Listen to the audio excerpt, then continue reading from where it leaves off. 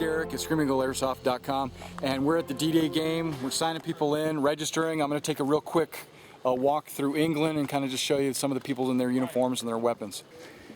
Hope you don't mind me. I'm going to put this on YouTube probably.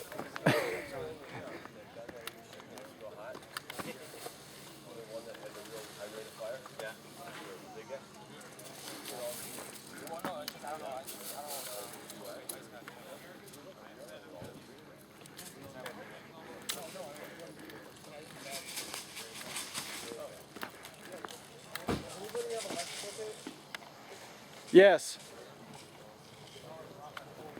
I got some electrical tape. Yeah. Not on me. Just a second. It's at my truck.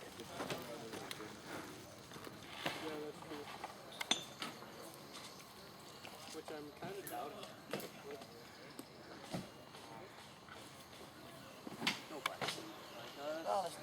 This is an after-action report. We're going to do an AAR on the game we just played this Saturday, June 4th, 2011. I'm going to tell everyone in the world and yourselves how well everybody did and show them a little film footage. So right after this, I've got some footage and some commentary also mixed in. We had 58 participants show up and participate either as an observer or a player. We actually had 27 American players and 24 German players on the field, which I thought was pretty good. We had our referees show up. They did an outstanding job of getting the field set up and organizing the different units during the game, and I really appreciate all my referees that showed up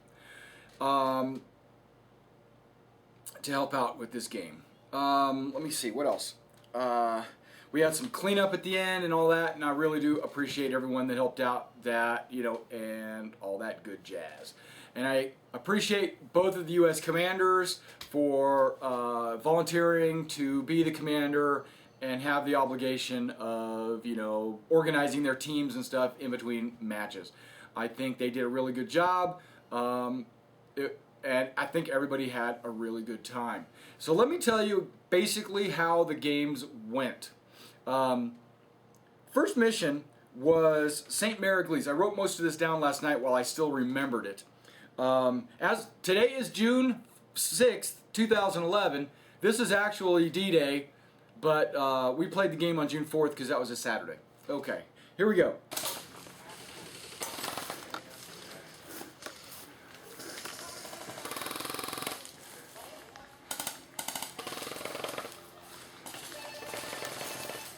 That might be me pushing it.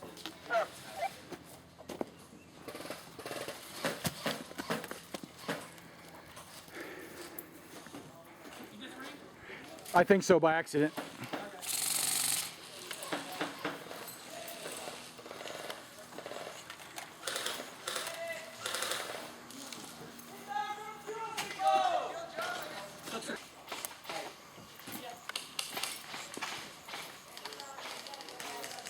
Medics have a busy day today.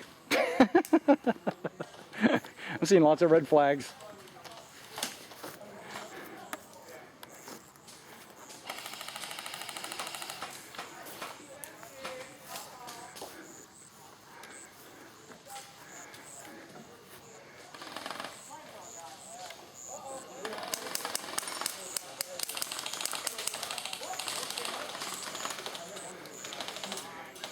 Looks like some Americans are taking the tower over there.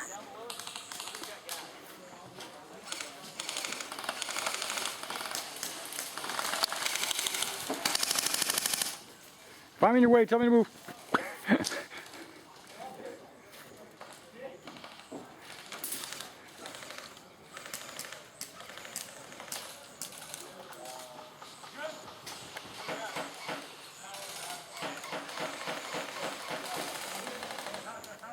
There's a lot of fire coming from behind me. I don't know who he's shooting at. Okay, well this was the attack on St. Margles. The Americans were scattered by paradrop all around the village, and the Germans were defending.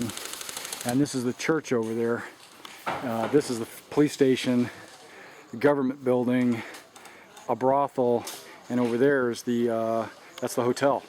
And those are the main buildings they're defending. Sounds like there's a lot of action on this side. I'm coming down here, maybe I get something.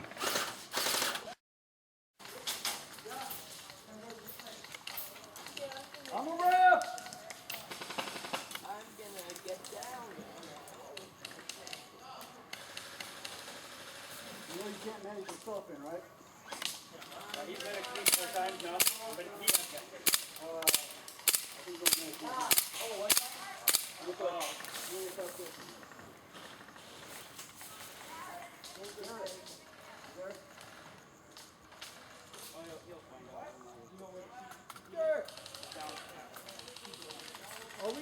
How many times can you make it in? Unlimited. Unlimited? The U.S. was deployed randomly around a small urban town. We called it St. Margles. It was labeled St. Margles. That area was, we had about 27 U.S. players and 24 German players. Numerical advantage was to the Americans, but not by a whole lot. It was only by, 3 players. And so the U.S. commander apparently did have a rally point, and some troops actually made it to the rally point, but others were scattered far and wide. And so they were just trying to make a push into the town. He really didn't have enough. Enough of his guys didn't rally up, so he couldn't really make a very concerted effort into taking the town. On the flip side, the Germans set up most of their troops in the main buildings. They had troops move out to expand their control of the area.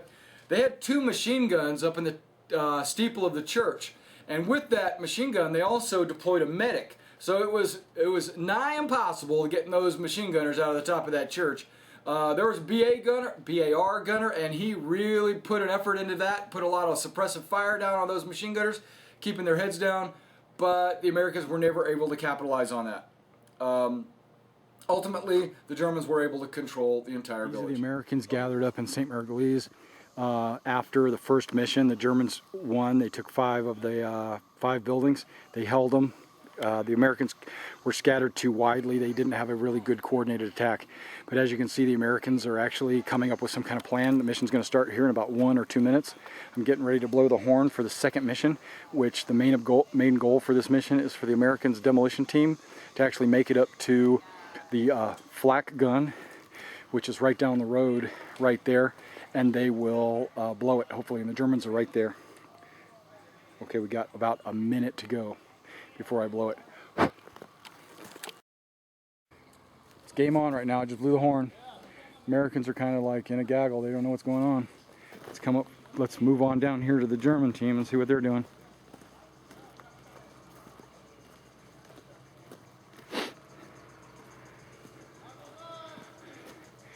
We even have an observer plane flying by.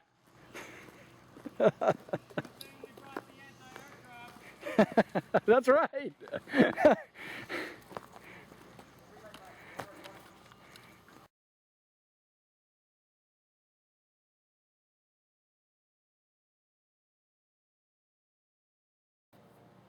All right, in the second mission, the Germans were able to deploy around a flak gun that's out on the field. They set up their defense, and the U.S. team had a demolition charge to go in and blow it up. They also had a flamethrower.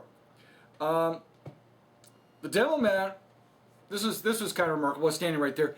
The Devil Man ran right up to the flak gun. Somehow he made it there. I don't know what happened. And he had a grenade in hand, and he tosses it. It bounces off some of the cover and bounces back in his lap. Okay, well, guess what? He died. Okay, he was shot before the grenade went off, actually. Okay, there was a flamethrower on the mission, but I don't remember ever seeing him making it up to the flak gun, being able to flame it. I was not everywhere on the field. My other referees, gave me tidbits of what was going on. In that mission, I believe there were some Germans in a building, and he actually came up to that building to flame them out, and he said something like, "Germans, I'm giving you fair warning. I'm using a flamethrower on the building," and burned them out. I thought that was kind of a cool little tidbit. Okay, let's go to mission number 3. Okay. Sorry. This is mission 3. The Allies are attempting to hold a flak gun and hold a village, St. Margles. The flak gun has already fallen to the Germans. It doesn't look like they have got enough manpower to go out there and take the flak gun back. But they are staying in the town, keeping it clear. So at least they'll get those points. Hopefully you heard all that without me holding my finger over the button. This is the third mission. I'm going to say it all over again. I can edit this out. This is the third mission called Little Roundtop, where the Americans were deployed forward with the flak gun. The Germans pushed them off of that in the first 6 minutes. And now they're back here defending a town called St. Margles from Germans pushing up through the wood line over here.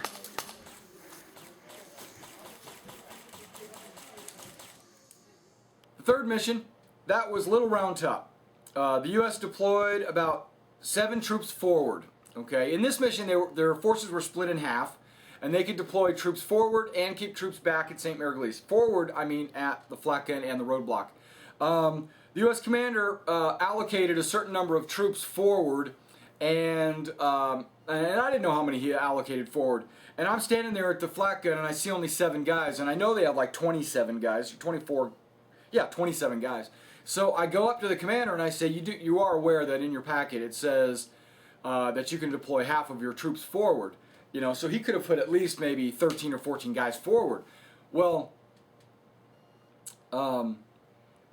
he didn't realize that, or he was wondering, either that, or he was wondering where all of his troops were, because he told me later that he did send 2 7-man groups forward.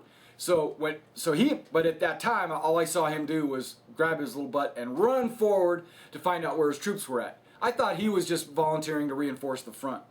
Well, he gets up there and he's got 7 guys defending the flak gun. Well, the Germans had different ideas. They decided that they wanted to overrun that roadblock and take that flak gun. And you know what? They did it in 6 minutes. They just, when I blew the horn, 6 minutes later, those guys were coming up and they took the flak gun. Everybody died in that area. So at that point, the Americans were now just defending St. Margles. And they were able to succeed in doing that. They defended St. Margles, but they lost the roadblock and the flak gun. Also, anybody killed in the second half of that scenario was put into the beach landing force for the... Okay, at this point, we pretty much broke for lunch. After 3 missions in the morning, we broke for lunch. And as you can see, the Germans were dominating in the morning time. This is the end of video 1. I appreciate you coming out and checking out this video. You guys should go out and check out video 2. That's the afternoon games, the beach landing, and the glider down mission, things like that. So check out video 2. Thanks for watching. P.S. I have a lost and found. We didn't have a whole lot of stuff taken off the field. There is a pistol magazine right here. It looks like a 1911 flat magazine that would slide in behind a CO2 cartridge. This is a pistol magazine. We have a Swiss Army knife, a little blue pocket knife, couple blades, Swiss Army knife we found on the field. We also found a high cap M4 magazine out there with some looks like some gaffer's tape or something that's wrapped around it. So if this is your magazines, or this magazine's yours, or this, drop me an email and we'll see what we can do about getting it delivered to you, or I'll hold on to it till next year or something like that. Or if you play at Bad Karma normally, and so do I, you can come pick it up from me. Alright, well, just let me know and I'll get it to you.